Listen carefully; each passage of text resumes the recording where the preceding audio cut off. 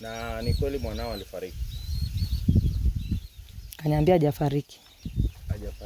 Mama Shukuru maarufu kwa jina la Mama Mchungaji, mkazi wa Nadokati, mtaa wa Elwanyi, kata ya Muriet, mkoani Arusha, amegoma kwenda Mamsera, wilaya ya Rombo, mkoani Kilimanjaro, kwenda kumzika mwanaye Shukuru aliyefariki kwenye ajali, huku akisema kuwa Mungu amemuonyesha ya kwamba mwanaye hajafariki dunia. Nashangaa hata juzi na jana ya kuwepo na sisi majirani tunaangalia. Mimi nashangaa. Mama huyo akizungumza hii leo amesema kwamba hana changamoto yeyote ya akili na kwamba hatashiriki kwenye mazishi hayo, ambapo Julai 20 mwaka 2026 aliwafukuza majirani pamoja na waombolezaji na kumwaga vyakula walivyokuwa wamepeleka nyumbani kwake, akidai kwamba nyumbani hapo hakuna msiba. Katika ufufuo wa wafu. Amina. Amina.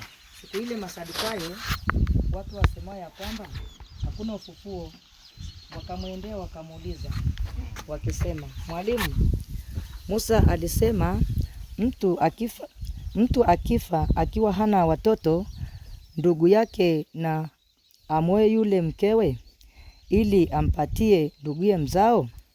Basi kwetu kulikuwa na ndugu 7. Wa kwanza akaoa akafariki, na kwa kuwa hana mzao akamwachia nduguye mkewe. Na Mafarisayo waliposikia ya kwamba amewafumbua kinywa wale Masadukayo, walifanya shauri pamoja. Mmoja wao mwanasheria akamuuliza akimjaribu, Mwalimu, katika Torati ni amri ipi iliyo kuu? Akamwambia, mpende Bwana Mungu wako kwa moyo wako wote na kwa roho yako yote na kwa akili zako zote.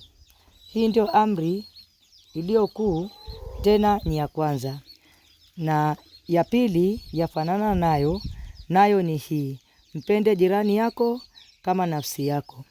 Katika amri hizi 2 utegemea Torati yote na manabii. Na Mafarisayo walipokusanyika, Yesu aliwauliza akisema, mwaonaje katika habari za Kristo? Ni mwana wa nani? Wakamwambia, ni wa Daudi. Akawauliza, imekuwaje basi Daudi katika roho kumuita Bwana akisema, Bwana alimwambia Bwana wangu, uketi mkono wangu wa kuume hata niwawekapo adui zangu kuwa chini ya miguu yako. Basi Daudi akimuita Bwana, amekuwaje ni mwanaye? Wala hakuweza mtu kumjibu neno, wala hakuthubutu mtu yeyote tangu siku ile kumuuliza neno tena. Kwa maana hiyo kwa ufupi ina maana gani? Basi Mungu kaniambia kwamba kama kuna mtu anajibu, aulize mtu mmoja tu, na hilo jibu Mungu amesema litoke katika hili neno. Maana amedai kwamba kama mtu anahitaji kuuliza neno, aulize mtu mmoja tu na aliendana na hili neno. Kwa hichi kilichotokea ni Mungu alikuonyesha? Ndio alinisemesha. Ndio. Alikwambiaje? Ameniambia tusitoke nje ya neno, tuulize kwenye neno tu. Na ni kweli mwanao alifariki? Kaniambia hajafariki. Hajafariki? Ndio. Na tumeona mwili wameupeleka Rombo. Mungu amesema wapeleke tu. Ndio. Na wewe au hujataka kushiriki? Mungu amekataa. Amekataa usiende kwenye msiba? Ndio. Ndio. Watu wengi wanahisi kwamba labda utakuwa una changamoto, ni kweli?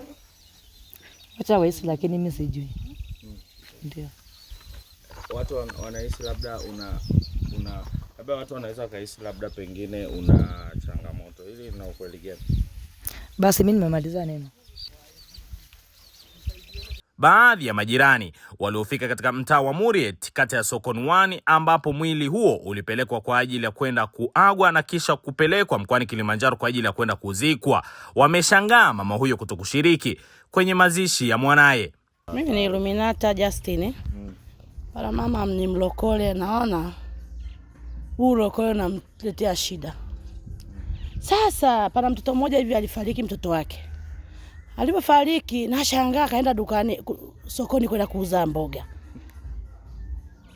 Mtoto wa kwanza huyo. Wa pili tena ndio aje msibani anaanza yani mtoto wake alikufa jana, anakuja huko anaanza kuongea. Mambo maombi. Kwa nini aongee maombi na mtoto wake wa kwanza, mtoto wake leo mzana aongea maombi? Jamani, kama mtu umeokoka, naomba muokoke kiukweli. Sio wewe wa moto, inatakiwa wewe sio wewe wa moto. Wewe sio moto au vuguvugu, inatakiwa wewe mlokole wa ukweli. Nashangaa hata juzi na jana ya kuwepo na sisi majirani tunaangalia. Mimi nashangaa. Na hivyo alikuwa anataka kuleta ugomvi akafukuzwa. Na ugomvi analeta shida. Jamani, naomba ukiwa mlokole uwe ulokole wa ukweli. Hapa ni kwangu sio kwako. Haya ni kule. Acha watu wakae. Hata huyo mkamwana wake. Ndio hata mkamwana wake. Asante, ndio hivyo anafukuza watu, wanasema sina msiba na wala siendi kuzika nyoka. Na hata Yesu eti amemuonyesha. Na hata Yesu kamuonyesha kuwa hapa hamna maiti wala mtoto wake hajafa. Kwa hiyo anavyofanya sio vizuri. Anatoka mitaani kuhubiri tu na Biblia kuwa sijui mtoto wake amelogwa, hajafa, amemchukua msukule, hilo alilijua. Kwa hiyo aende kuzika na wala hana msiba, na aende kuzika nyoka. Hajaenda. Hakuenda na sio vizuri anakufanya. Hajaja kabisa, hajaonekana. Hajaonekana kabisa kwenye msiba. Si watu wengi wanajua. Alikuwa anataka kuleta fujo pia, mtoto wake akamfukuza, akamwambia hapa ni kwangu mama, kwako ni kule. Kwa anataka kufukuza watu. Hapa hivi ni kwa mtoto wake yani. Kwake ni kule chini Nado. Sasa huko nako alikuwa anataka kuleta fujo, mtoto wake akamwambia mama hapa ni kwangu. Acha watu. Kwanza si alifukuza kaka leo ndio akaondoka. Sasa watu wakawa wamekaa. Yaani huyo sio kama amechanganyikiwa na akili zake nzima tu, ukamtelekeza mtoto kwenda kumzika. Hiyo ni ngumu, ni anakucha kidogo. Para kitu. Hiyo ni Mungu amependa. Hapana, amefariki. Anakaucha kidogo. Na mwili umeingia ndani kabisa. Si tumeona kila kitu. Sasa anachokataa nini? Ili ya nani ya kwamba ni msiba umetokea wa mtoto wake, akaona labda yani nani. Maana unajua ni mambo ya ajabu. Kwa hapa mtaani kweli tunavyokaa mtaani sisi. Mambo kama haya ni aibu, alafu ya fedheha. Hata kama una dini yako, dini acha pembeni. Au kuchanganyikiwa kwa ajili ya msiba wa mtoto wake. Kana mchanganya. Uchawi si nini? Sielewi. Kila mmoja anaongea la kwake. Sielewi. Hatujapenda. Hata hivyo, kaka wa marehemu amesema kwamba walimwambia mama yake waende kumpumzisha ndugu yao, lakini alikataa, ambapo wameamua kuondoka kuelekea Rombo kwa ajili ya kumpumzisha ndugu yao. Ripoti za AyoTV pamoja na Millard Ayo.com. Hapa na ripoti kutoka Arusha. Naitwa Godfrey Thomas Ng'omba.